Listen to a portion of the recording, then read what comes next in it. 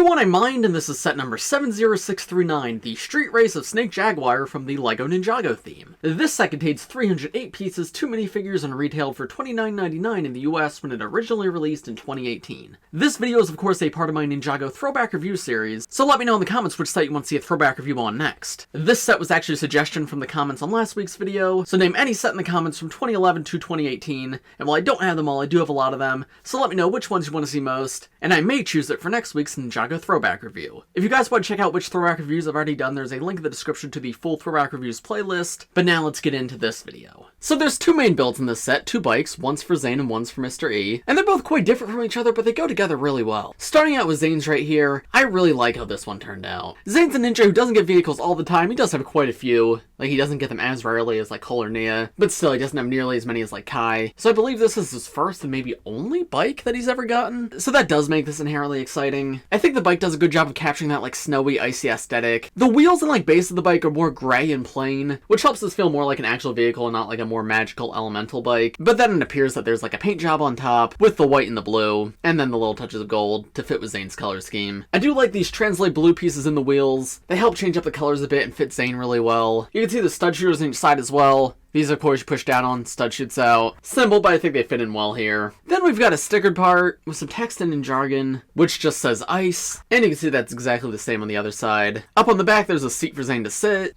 There's also a little flag that hangs off the end, and it's got the snowflake symbol, which of course is also on Zane's hood. There's also some silver katanas here, which if you want to remove them and use them as weapons for Zane, you can. But if not, they work really well just as detailing for the vehicle. And then finally, there's these golden blades around the back, which you can flip forward and use them as like a weapon when Zane's driving on the vehicle.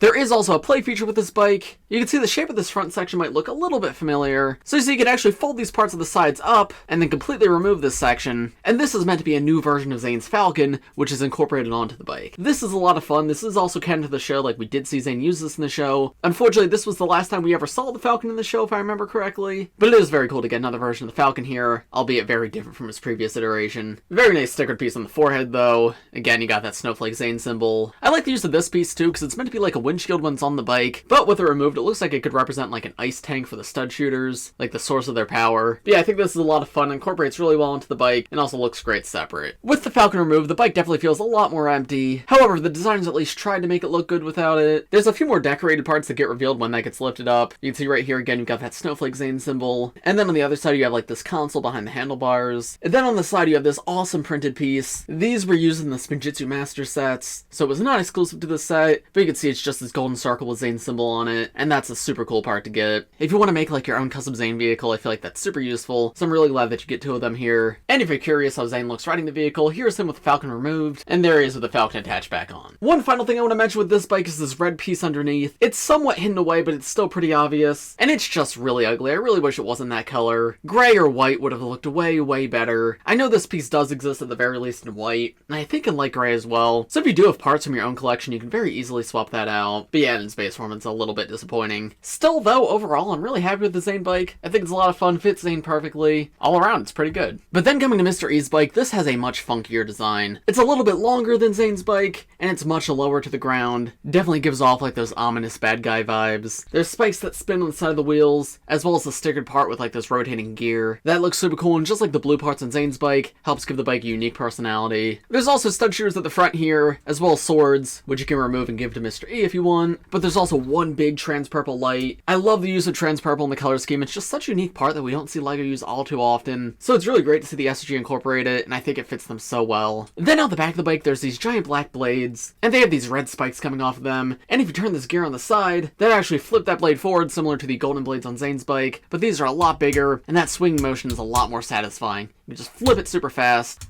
Feels very aggressive, and I think it's a lot of fun. And of course, there's one of those on both sides. And then something kind of fun, these spikes at the front with the wheels, these giant blades land on top of. So when the blades are facing forward and you have the bike rolling along the ground, they'll actually move up and down thanks to the wheels. That makes the bike feel a lot more animated, and again, it's just a ton of fun. The way the blades are attached though, there's unfortunately just a loose Technic axle coming down. It's also a lot brighter than most of the other pieces in the set, so that's a bit unfortunate. I wish that was covered up a little bit better, but I don't know an easy way to cover it up without like significantly increasing the bulk of the set. So I think it's understandable that that's there. I just wish it was maybe in a better color, like black would have looked way better. And then coming to the seat of the bike, again we got some Ninjago on the side of the bike. I translated it and it looks like it says D81. I'm trying to think and I can't recognize what like D81 would be in terms of a reference.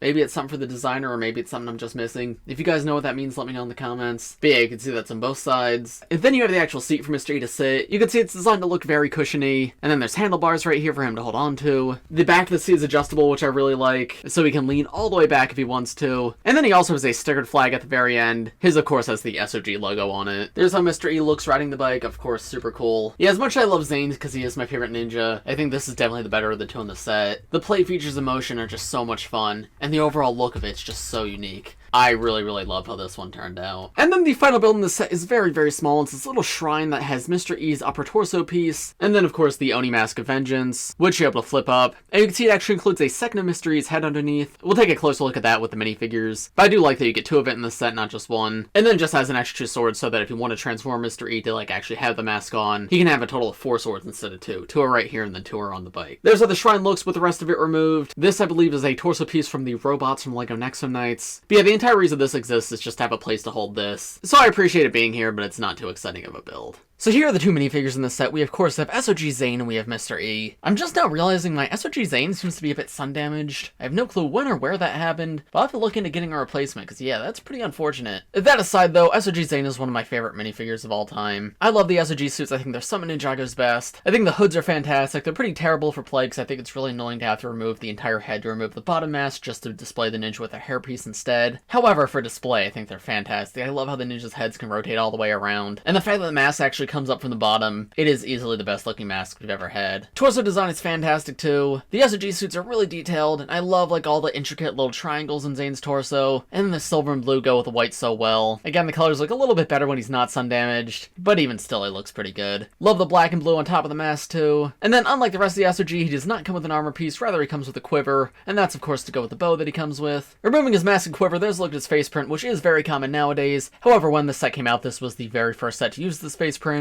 and it's just the titanium face to match with the new design. I don't mind the expression, but I wish the blue eyes were a bit more vibrant because yeah, they kind of just blend in. And then turning around, the back head print is fantastic too, as well as the back torso print. I really, really like that. Yeah, I feel like this is pretty much just movie Zane, but better. One of my favorite Zane suits overall. I will say, the set is called Street Race of Snake Jaguar, and Snake Jaguar is a minifigure that comes in another set, but that set is not this set, even though this is the scene in the show where Snake Jaguar was actually there. So I kind of wish the set came with Snake Jaguar instead, and then just normal Zane came in that other set, but that's not a huge deal. At the very least, we did get both of them in some form, so I can't complain too much. And then Mr. E is just cool. This is a fantastic design. They captured his ominous and, well, mysterious look in the show so well. There's very few colors used in his torso, just solid red, gray, and silver, but yet it feels so detailed. I love how much details at the top. There's lots of stuff going on. You have the Ninjago letter E, the standard letter G for Garmadon, as well as the Ninjago letter G right there, the number 103, which again, I'm not sure exactly what that means. If you guys know if that's a particular reference to something, let me know in the comments. Then his armor piece, again, very common nowadays, but it was all new for this figure, and I think it works way better on him than it does on a lot of other figures. His helmet is just a simple biker helmet with a red visor, but it does fit him perfectly. And then removing his helmet and armor, there you can see his full face print, where he's just got those creepy red eyes. Turning around, there's his back torso print where it's got the SoG logo, and of course his torso is meant to be a biker jacket. That is such a cool look. Genuinely love how all the SoG are designed, and Mr. E might even be the best one. I just think he's so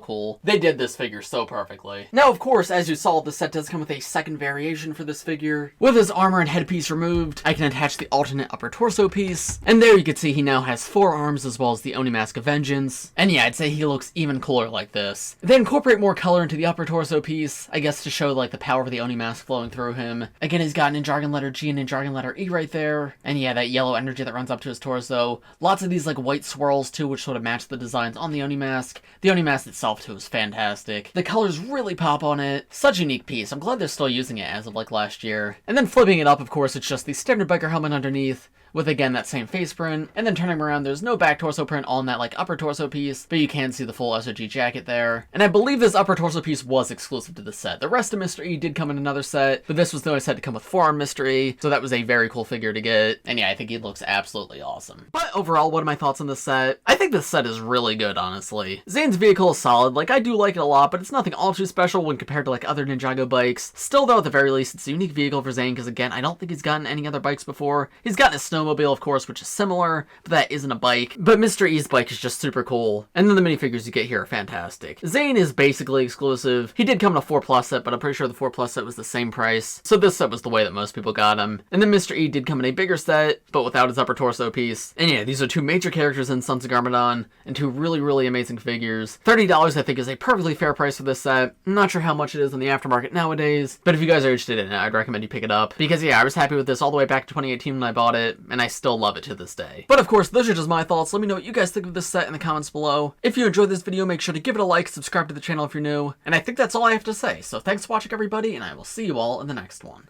Bye!